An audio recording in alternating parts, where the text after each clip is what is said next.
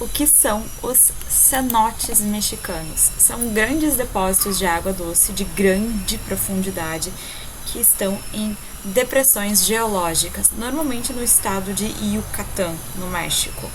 Eles se formam pelo desgaste das rochas que vão absorvendo a água da chuva e vão filtrando essa água e armazenando ela no subsolo, criando covas imensas que têm muita água.